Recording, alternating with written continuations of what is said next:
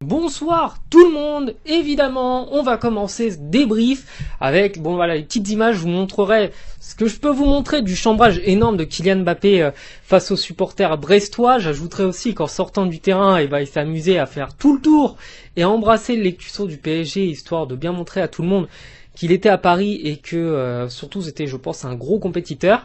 Et pour le contexte, en gros, ce qui s'est passé, c'est que le PSG a obtenu un penalty en toute fin de match, un match, on va le débriefer après, mais un match compliqué pour les Parisiens.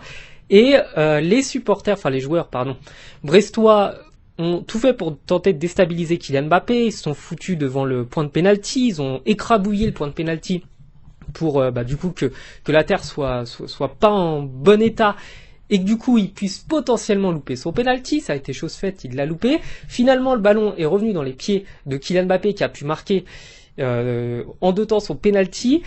Et à partir de ce moment-là, ça a commencé à vriller, il y a eu pas mal de fautes, il y a eu évidemment un public qui a été très hostile à Kylian Mbappé, et du coup, il y a eu cette provocation dont je vous parlais en début de match. Et pour défendre Kylian Mbappé, parce que beaucoup de gens vont dire qu'il a une attitude odieuse, détestable, inadmissible, intolérable et indigne d'un capitaine, je dirais que d'un côté, oui, il doit être exemplaire, il y a un devoir d'exemplarité, et on l'a vu pendant la Coupe du Monde de rugby. L'attitude des rugbyman et l'attitude des footballeurs est bien différente, je le concède, et je concède aussi que je préfère l'attitude générale des rugbyman, soit dit en passant. Cependant, le football, ce n'est pas le rugby, c'est pas les mêmes valeurs, c'est pas les mêmes façons de réagir, et Kylian Mbappé a vécu un match pas difficile, mais galère. Grosse galère, parce que les Parisiens, du coup on va pouvoir débriefer, avaient parfaitement bien commencé la partie. Ils menaient 1-0, puis 2-0 sur un but de Kylian Mbappé. Et les Parisiens étaient honnêtement tout proches de mettre le 3e, 4e, 5e et de vraiment détruire Brest, qui ne voyait pas le jour face à une équipe parisienne qui était très fougueuse, très rapide, et aussi avec une grosse capacité d'accélération et capable dans les petits espaces de se libérer. Donc bref, les Parisiens ont vraiment mis la misère à Brest pendant une bonne trentaine de minutes, avant que les Brestois ne parviennent à revenir au score à 2-1. Donc le jeu de tête, ça a été vraiment le gros problème des Parisiens, c'est le gros point fort des Brestois. Ils vont donc revenir à 2-1, puis, sortie de deuxième mi-temps, revenir à 2-2, et à partir de là, les Parisiens vont vivre littéralement un calvaire. Les joueurs brestois vont leur mettre la misère.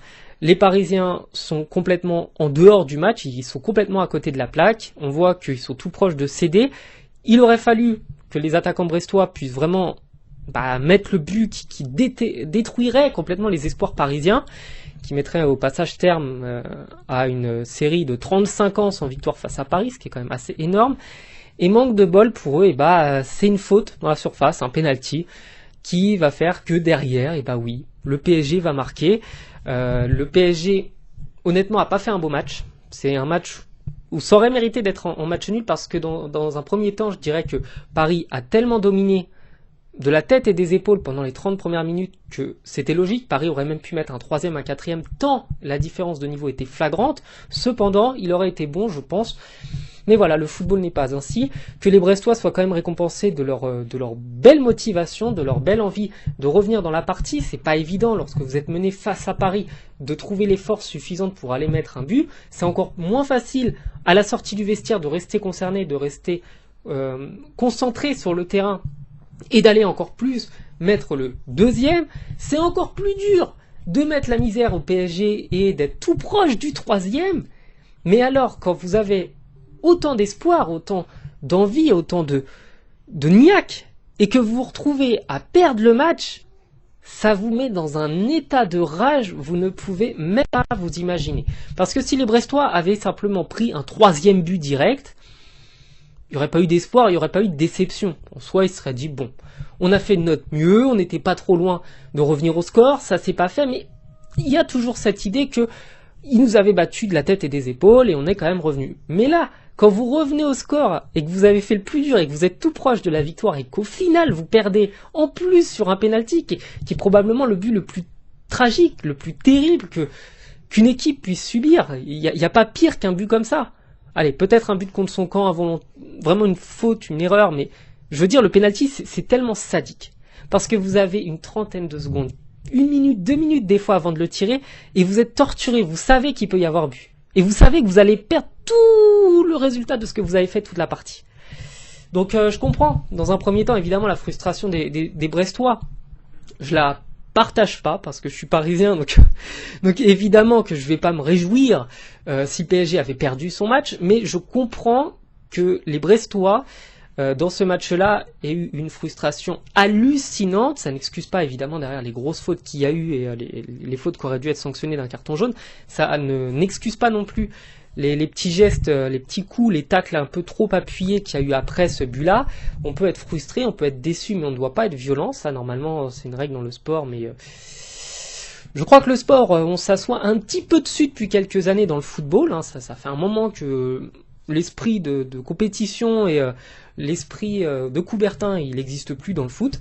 Mais dans le même temps, pour revenir sur ce que j'ai dit tout à l'heure, oui, Mbappé, ça peut se comprendre, sa réaction, ça reste un joueur qu'à mon âge, il a 24 ans, ça reste un compétiteur avant tout, c'est un joueur qui, dans le même esprit que Cristiano Ronaldo, déteste la défaite, il déteste ça. Lui, c'est un joueur qui vise tout le temps la perfection, qui ne veut pas connaître dans sa carrière l'échec, c'est pas quelque chose qui est acceptable.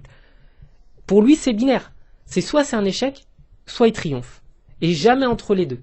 Et il se contentera jamais de se dire, bon, ça va, on a fait match nul, ça aurait pu être pire. Kylian Mbappé, c'est la victoire à chaque match qu'il veut.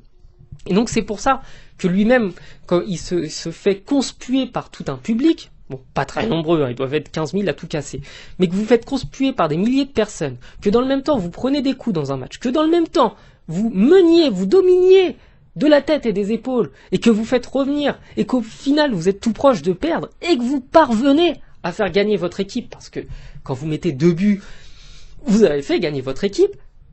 Pensez à cette sensation qu'il a, sachant que lui déteste la défaite et qu'il est parvenu à donner la victoire à son club. Pensez juste à ça et vous comprendrez que Kylian Mbappé, oui certes son attitude, elle est un peu déplacée, un peu beaucoup déplacée. Il doit savoir rester humble dans la victoire. Ça pour moi c'est une base, l'humilité dans le football, c'est une norme. Ça doit être la norme. C'est la norme dans le rugby, ça doit être la norme aussi dans le football. Mais l'esprit du foot, il est différent. Et l'esprit de Kylian Mbappé est évidemment différent. Et quand bien même, ça aurait été un match, je vais pas dire peut-être amical, il aurait peut-être pas eu cette réaction, mais quand bien même ce serait un match qui a aucune valeur, et que le PSG était déjà champion, voilà, on était à 36e et qu'il n'y avait plus aucun enjeu, il aurait réagi de la même manière. Juste par esprit de compétition. Donc on peut détester cette attitude, je l'entends, mais on peut aussi saluer quand même l'envie, le courage, la détermination d'un mec qui n'a pas lâché l'affaire et qui a tout fait pour que son équipe l'emporte. Évidemment, passons sur la belle prestation, ça va un petit peu éclipser tout ça, de Zahir Emery pour le PSG, la belle prestation de tous les Brestois dans l'ensemble, il faut quand même les féliciter, il faut quand même reconnaître qu'ils ont mis en grande difficulté cette équipe parisienne et que du coup on conclura en disant, bravo aux Brestois et attention aux Parisiens parce que ils étaient très proches de la correctionnelle. Voilà, je vous souhaite de passer une bonne soirée. Je vous dis à bientôt sur la chaîne. Ciao.